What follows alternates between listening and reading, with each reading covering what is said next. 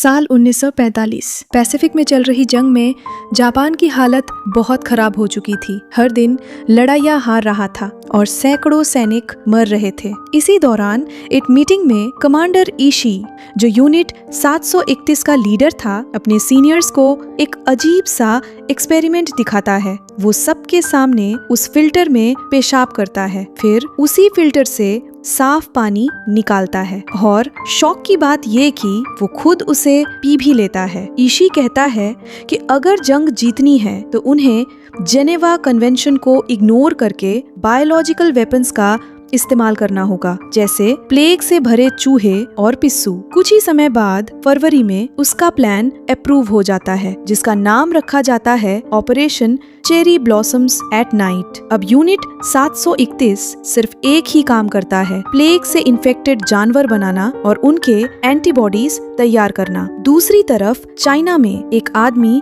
जिसका नाम वैंग है, खुद को कुछ फॉरेन ट्रेडर्स के सामने इंट्रोड्यूस करता है। वो उन्हें वही वाटर फिल्टर दिखाता है और कहता है कि इसे रिप्लिकेट करो, क्योंकि प्लेग की वजह से लोगों को साफ पानी नहीं मिल रहा। जब एक आदमी पूछता है कि क्या ये सच में काम करता है, तो वैंग उसी समय उसमें पेशाब करके पानी निकालता है। लेकिन जैसे ही वो उसे पीने वाला होता है, अचानक जापानीज सोल्जर्स अंदर घुस आते हैं। वैंग पानी उनके ऊपर फेंकता है और खिड़की से भागने की कोशिश करता है, लेकिन एक सोल्जर उसे मारकर बेहोश कर देता है। जब वैंग की आंख खुलती है, वो खुद को एक ट्रेन में पाता है जहां चारों तरफ कैदी भरे हुए हैं और उसके सिर पर एक बैग पड़ा हुआ है। इसी ट्रेन के एक खास डिब्बे में ईशी अपनी बेटियों के साथ बैठा है और एक मैजिशियन सन उनका मनोरंजन कर रहा है। दो सोल्जर्स इकित्सावा और योशिकावा चुपके से उस ट्रिक की फोटो ले रहे होते हैं।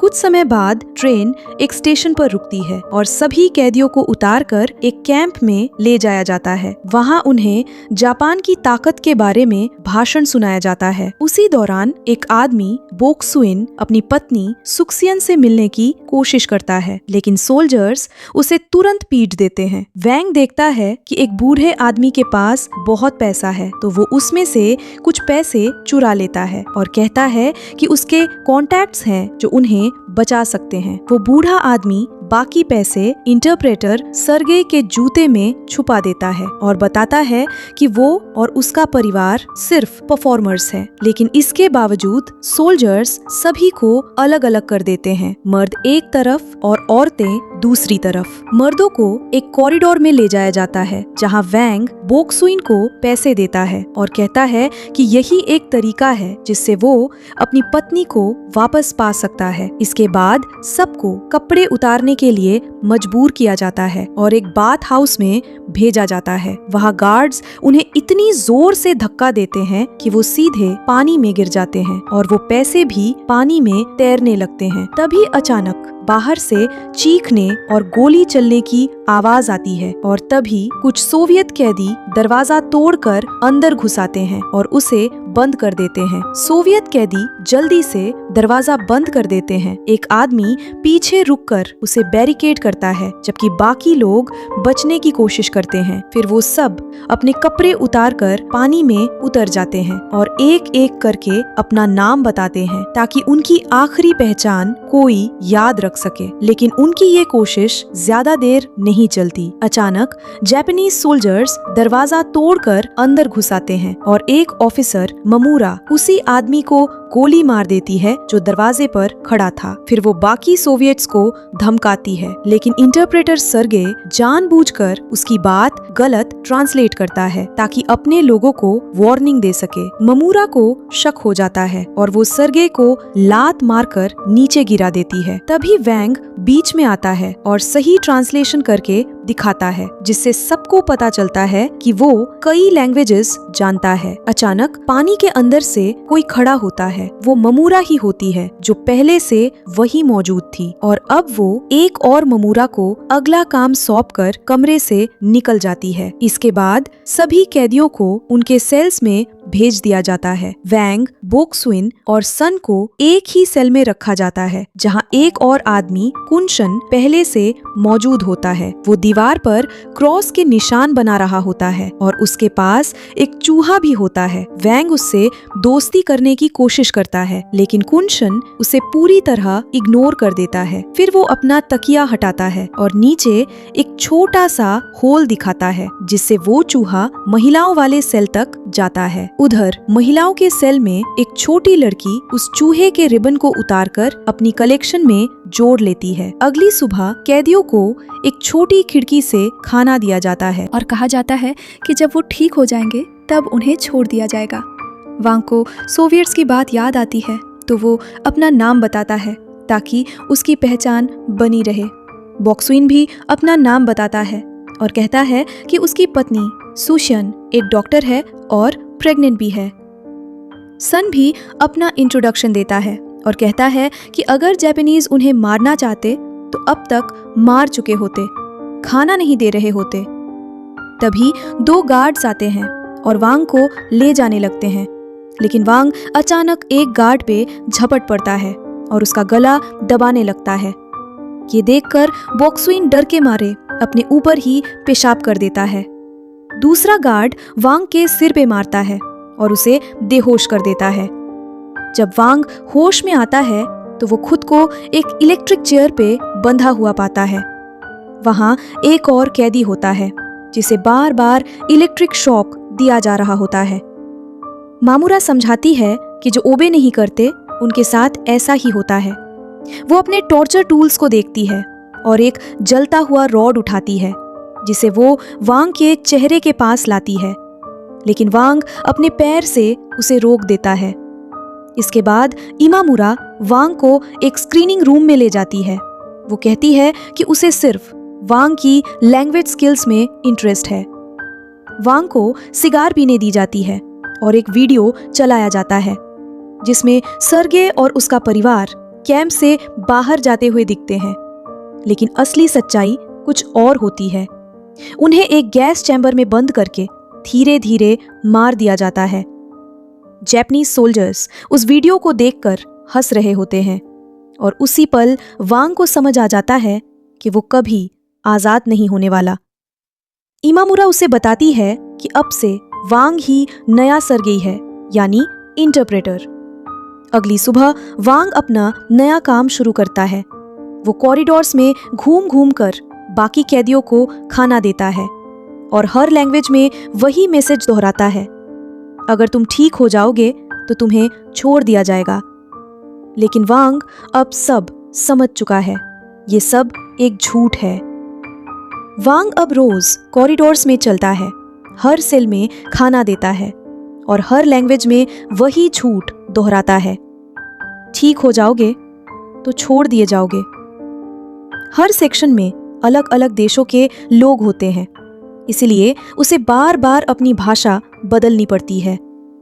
एक दिन उसका रूटीन अचानक रुक जाता है। एक खूबसूरत औरत कुछ प्रीस्ट्स के साथ कॉरिडोर में आती है। वो लोग म्यूजिक बजाते हैं जैसे कोई सेरेमनी चल रही हो। इमामुरा इसी सेरेमनी के दौरान कुछ कैदियों को फ्री घोषित करती है, लेकिन वांग अब समझ चुका है ये फ्रीडम असल में मौत है। तभी एक सोवियत कैदी कार्ट से एप्पल उठाने की कोशिश करता है, लेकिन वांग उसे रोक देता है। वो आदमी गुस्से में कहता है, तुम्हारी रशियन बहुत खराब है। बाहर सोल्जर्स ट्रेनिंग कर रहे होते हैं, स्ट्रॉ टारगेट्स को भाले से मारते हुए।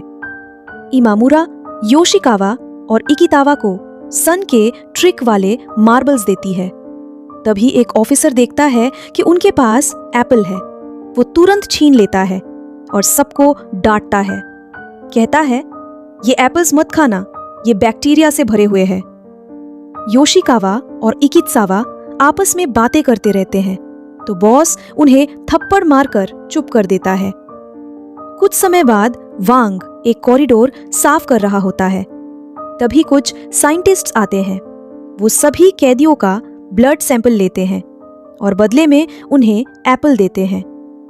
पूरा प्रोसेस रिकॉर्ड किया जा रहा होता है और बाद में उन सैंपल्स को लैब की छत पर टांग दिया जाता है। जब वांग फिर से अपना काम करता है तो कुछ कैदी उसे गद्दार कहते हैं।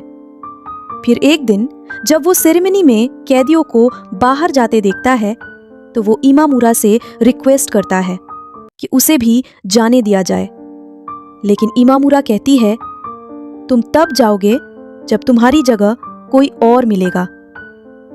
एक दोपहर एक सोल्जर गलती से सेल एरिया का दरवाजा ठीक से बंद नहीं करता।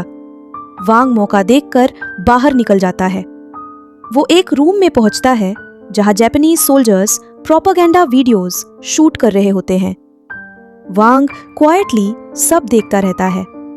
तभी योशिकावा और इकित्सावा एक वीडियो चलाते हैं और इस बार सच्चाई सामने आती है। उस वीडियो में सर्गे और उसका परिवार एक गैस चैम्बर में बंद होते हैं और धीरे धीरे मर जाते हैं। ये देखकर और सोल्जर्स को हंसते हुए सुनकर वांग अंदर से टूट जाता है। उसे अब पूरी तरह यकीन हो जाता है कि वो कभी भी यहाँ से जिंदा बाहर नहीं जाएगा। वो बाथरूम में जाता है, सर्गे के बूट्स पहनता है और उसमें छुपे हुए पैसे निकालता है। फिर वो उन पैसों को एक किताब में छुपाने की कोशिश करता है, लेकिन जैसे ही वो किताब खोलता है उसे अंदर कुछ निशान दिखाई देते हैं। वो निशान कुनशान की दीवार वाले मार्क से मैच करते हैं। असल में वो एक मैप होता है, पूरे कॉम्पाउंड का मैप जो किसी सुनसान जगह पे बना हुआ है। बाद में सभी कैदियों को स्क्रीनिंग रूम में ले जाया जाता है। उन्हें जापानीज फ्लैग्स दिए जाते हैं। वैंग कोशिश करता है कुनशान से उस मैप के बारे में पूछने की, लेकिन कुनशान सीट बदलकर उसे इग्नोर कर देता है। तभी सोल्जर्स एक प्रोपेगेंडा फिल्म चलाते हैं जिसमें जापान की महानता दिखाई जाती है। एक कैदी खड़ा होता है और फिल्म की तरह ही नारे लगाने लगता है, फ्लैग लहराते हुए। वांग समझ जाता है कि वो आदमी गार्ड्स को खुश करना चाहता है, तो वो भी वही करने लगता है। धीरे धीरे बाकी सारे कैदी भी ज्वाइन कर लेते हैं, लेकिन इसी केओस में एक आदमी वैंग को कई बार मारता है, उसे गद्दार कहकर। मई का महीना आता है। यूनाइटेड स्टेट्स टोक्यो पर बम गिराता है और इस खबर के बाद ईशी को आदेश मिलता है कि वो अपने प्लान को और तेजी से आगे बढ़ाए। अब कैंप में हालात और भी खतरनाक हो जाते हैं। दर्जनों कैदियों को प्लेग से इन्फेक्टेड किया जाता है और लैब में चूहे और पिस्सू तैयार किए जाते हैं, जिन्हें बाद में अलग अलग जगह भेजा जाता है। एक दिन वैंग के सिर पर फिर से बैग डाल दिया जाता है। एक सोल्जर उसे घुमाता है ताकि वो रास्ता भूल जाए और फिर उसे कॉरिडोर में धक्का देकर आगे ले जाता है। वो लोग एलिवेटर से नीचे जाते हैं। वैंग बैग के अंदर से थोड़ा थोड़ा देखने की कोशिश करता है ताकि उसे लोकेशन का अंदाजा हो सके। आखिरकार वो एक यार्ड में पहुंचते हैं जहां नए कैदी खड़े होते हैं। वांग उन्हें इंस्ट्रक्शंस ट्रांसलेट करके बताता है और उन्हें अलग अलग बाथरूम्स में भेजता है। कुछ समय बाद वैंग अकेला कॉरिडोर में खड़ा होता है और अचानक वो खुद घूमना शुरू करता है। असल में उसने सोल्जर्स के घुमाने की गिनती याद रखी होती है और डायरेक्शन भी। इसी ट्रिक की मदद से वो एलिवेटर का रास्ता फिर से ढूंढ लेता है। तभी एक सोल्जर उसे देख लेता है, लेकिन वैंग तुरंत एक्टिंग करता है जैसे वो बस सफाई कर रहा हो। वो धीरे धीरे एलिवेटर तक पहुंचता है और मौका देखकर उसे नीचे भेज देता है, लेकिन नीचे पहुंचते ही कुछ साइंटिस्ट एलिवेटर में आ जाते हैं और वो वापस ऊपर चला जाता है। वैंग फिर से नॉर्मल बिहेव करता है और अपने कार्ट के साथ निकलने की कोशिश करता है, लेकिन बाहर मामुरा उसका इंतजार कर रही होती है। वैंग को तुरंत पकड़ लिया जाता है और इस बार उसे सीधे टॉर्चर रूम में ले जाया जाता है। वहां जो वो देखता है वो उसकी रूह हिला देता है। एक औरत के हाथों की स्किन जिंदा ही उतारी जा रही होती है। वैंग अपनी आंखें बंद करने की कोशिश करता है, लेकिन एक सोल्जर उसकी आंखें पकड़कर खुली रखता है ताकि वो सब कुछ देखे। फिर एक आदमी के हाथों को फ्रीज किया जाता है और हथौड़े से तोड़ दिया जाता है। कुछ कैदियों को क्रॉस पर बांधकर फ्रीजिंग रूम में रखा जाता है। एक सोल्जर सब रिकॉर्ड कर रहा होता है और दूसरा स्केचेस बना रहा होता है। मामूरा वैंग से कहती है, तुम्हें ये सब नहीं देखना चाहिए था, तुमने मेरा भरोसा तोड़ा है। अगर दोबारा ऐसा किया तो अगला एक्सपेरिमेंट तुम पर होगा। इसके बाद वैंग को वापस सेल में भेज दिया जाता है। कुछ समय बाद एक गार्ड आता है और सन से कहता है, तुम आजाद हो। ये सुनकर वैंग अंदर से टूट जाता है। वो सन को एप्पल्स देता है और उसे जाते हुए देखता रहता है, लेकिन वो कुछ नहीं कहता क्योंकि वो जानता है आजादी का मतलब मौत है। जब सन और बाकी कैदी बाहर जाने वाले होते हैं, तभी इकित्सावा और योशिकावा कहते हैं कि वो सन को रखना चाहते हैं ताकि वो उन्हें मैजिक ट्रिक सिखा सके, और सन को वापस सेल में भेज दिया जाता है। ये देखकर वैंग पहली बार हल्का सा मुस्कुराता है, लेकिन उसकी ये खुशी ज्यादा देर नहीं टिकती क्योंकि वो देखता है कि सन की जगह अब उस बूढ़े आदमी को भेजा जा रहा है। एक दिन सभी कैदियों को बाहर एक्सरसाइज के लिए ले जाया जाता है। वहां एक सोवियत लड़की गाना गाने लगती है, एक एंटी फासिस्ट गीत। अचानक कोई गेंद ज्यादा ऊपर चली जाती है और छुपी हुई गन तुरंत उसे हवा में ही गोली मार देती है। ये देखकर सभी कैदी डर के मारे घुटनों पर बैठ जाते हैं। इसी बीच वैंग के हाथ से किताब गिर जाती है, लेकिन वो तुरंत उसे उठाकर अपने कपड़ों में छुपा लेता है। कुनशान ये सब देख लेता है और पहली बार वो वैंग से बात करता है। वो मानता है कि वो एक एस्केप प्लान बना रहा है और अब वो चाहता है कि वैंग उसकी मदद करे। रात में वैंग दिखावे के लिए किताब पढ़ता है और जोर जोर से हंसता है। तभी इकितावा आता है और किताब छीन लेता है। जैसे ही वो पेजेस पलटता है, उसे अंदर छुपा हुआ मैप दिख जाता है और उसी पल वांग अचानक अटैक करता है। वो वाटर फिल्टर से इकित्सावा को मारता है और फिर उसका गला दबाकर उसे खत्म कर देता है। इसके बाद वांग उसका हैजमैट सूट पहन लेता है और बॉडी को एक स्ट्रेचर में छुपा देता है। वो उसे लेकर एलिवेटर तक जाता है जहाँ योशिकावा खड़ा होता है, लेकिन उसे कोई शक नहीं होता और वो वांग को क्रिमेटोरियम भेज देता है। वांग मैप को याद रखते हुए दूसरे स्ट्रेचर्स के पीछे पीछे चलता है और आखिरकार वो एक कमरे में पहुंचता है जहां सैकड़ों लाशें ढेर में पड़ी होती हैं। कुछ लोग उन बॉडीज को काट रहे होते हैं और बाकी उन्हें आग में फेंक रहे होते हैं। जैसे ही वांग बॉडी को नीचे रखता है, एक जिंदा आदमी उसका पैर पकड़ लेता है। वो आदमी उसे वार्निंग देता है, इस दरवाजे से बाहर मत जाना, बाहर हर तरफ गन्स लगी है। ये सुनकर वांग वापस लौटने का फैसला करता है। वो सेल में जाकर हैजमैट सूट डिस्ट्रॉय कर देता है और उसे टॉयलेट में फेंक देता है। उधर कुनशान अपना चूहा फिर से विमेन्स सेल में भेजता है। सुक्सियन जागती है और देखती है कि एक मामूरा उसके पास सो रही है। जैसे ही वो निकलती है, सुक्सियन चूहे से कहती है, लड़की को मत ढूंढना, उसे ले जाया गया है। जब चूहा वापस आता है,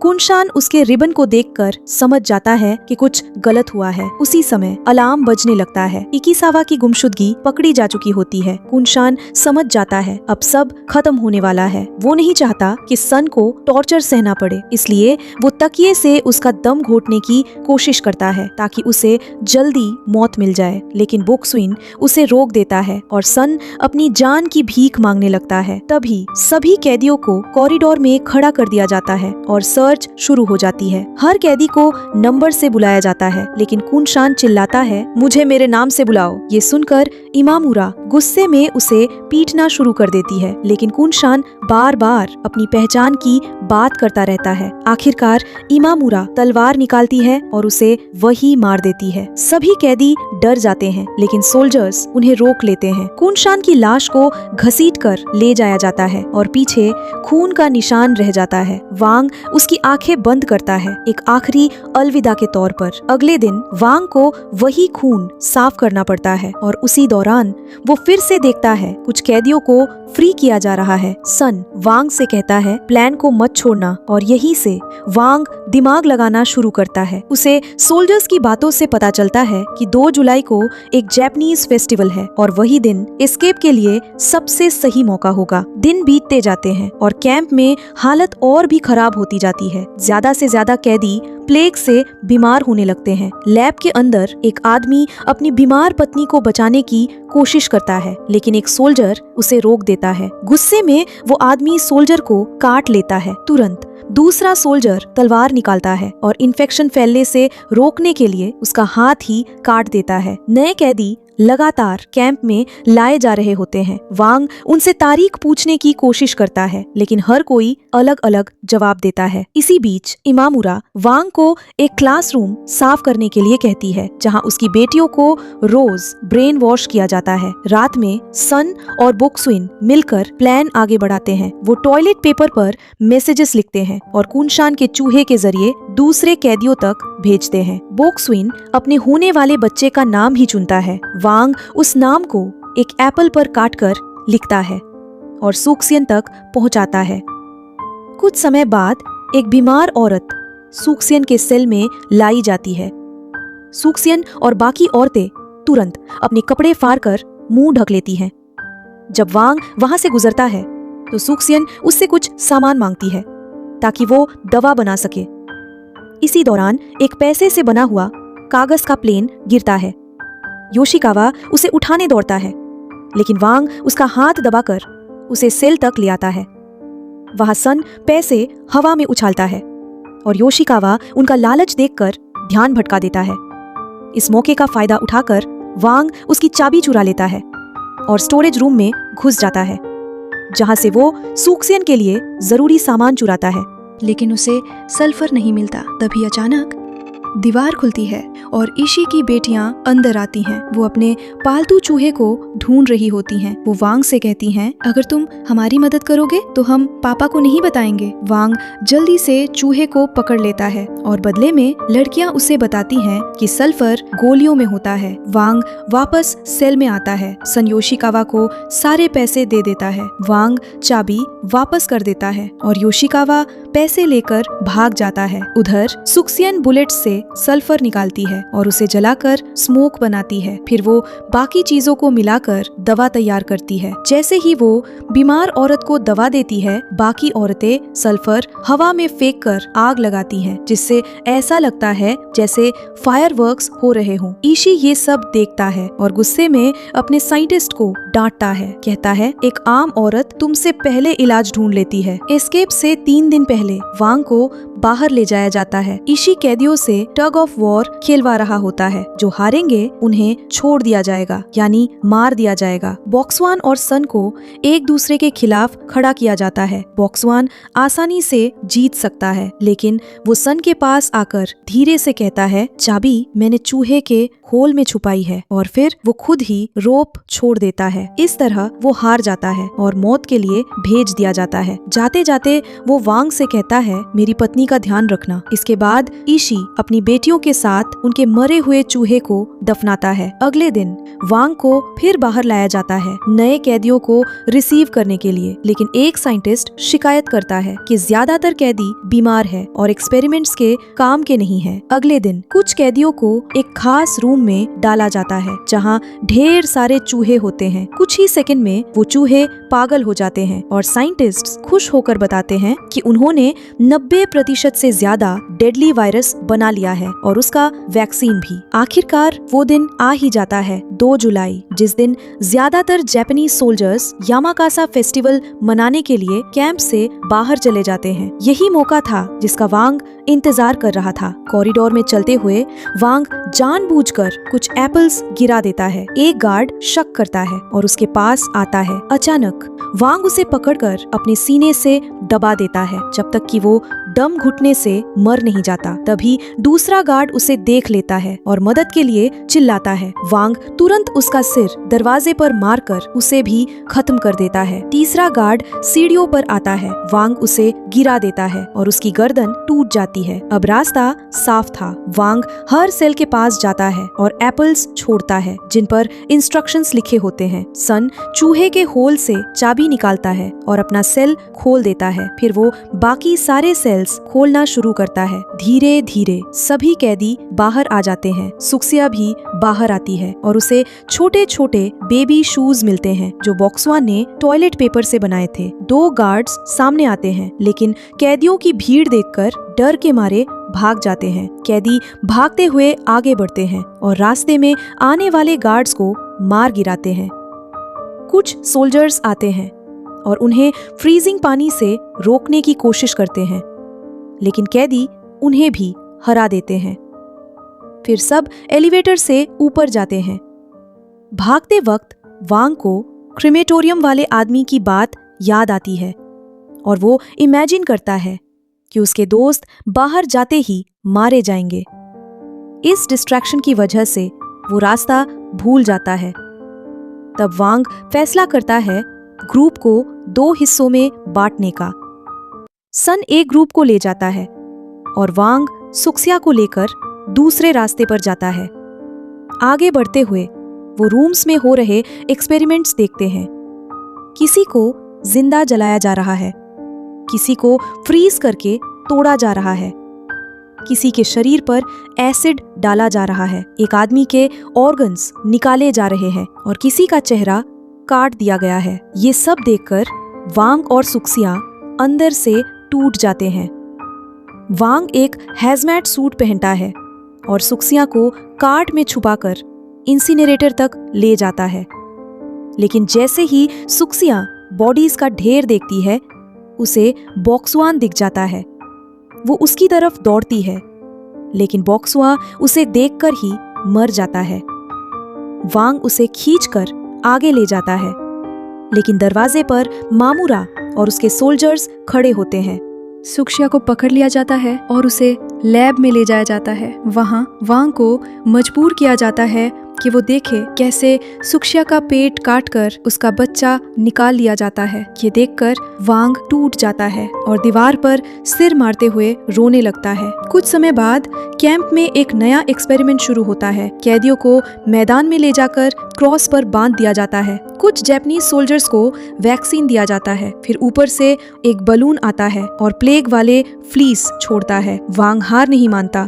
वो रस्सी तोड़कर खुद को आजाद करता है। फिर सन को छुड़ाता है और दोनों बाकी कैदियों को भी खोलने लगते हैं। कैदी मिलकर सोल्जर्स से लड़ते हैं। शुरुआत में कैदी भारी पड़ते हैं, लेकिन फिर और सोल्जर्स आ जाते हैं और चारों तरफ से घेर लेते हैं। जो भागने की कोशिश करता है उसे गोली मार दी जाती है। कुछ कैदियों को आग से जला दिया जाता है, कुछ पिट में गिरा दिए जाते हैं। पूरा मैदान एक खौफनाक नरसंहार बन जाता है। ऊपर बैठे अधिकारी ये सब ऐसे देख रहे होते हैं जैसे कोई खेल चल रहा हो। शाम तक सभी लाशों को एक बड़े गड्ढे में डाल दिया जाता है। कुछ देर बाद सन होश में आता है। वो वांग को ढूंढता है और दोनों एक दूसरे को पकड़ लेते हैं। वांग उसे अपने कंधों पर बैठाता है और गड्ढे से बाहर निकलने की कोशिश करता है। बाकी बचे कैदी एक ह्यूमन पिरामिड बनाते हैं। सब अपने नाम चिल्लाते हैं जैसे अपनी पहचान बचा रहे हों। वांग और सन ऊपर चढ़ते हैं। आखिरकार वो ऊपर पहुंच जाते हैं, लेकिन वहाँ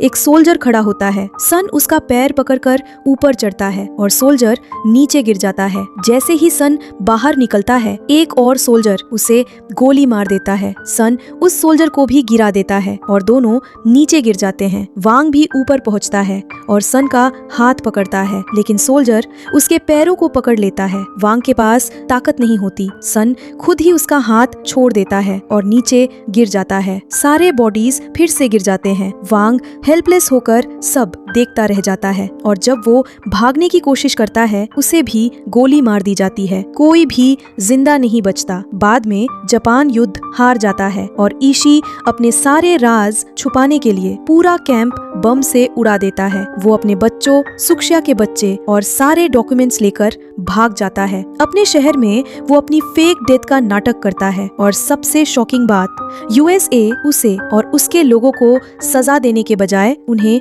माफ कर देता है। बदले में उनसे सारे एक्सपेरिमेंट का डेटा ले लेता है और इस तरह इतना बड़ा अपराध कभी सजा तक नहीं पाता। चाहे हालात कितने भी बुरे क्यों ना हो, उम्मीद आखिरी सांस तक जिंदा रहती है।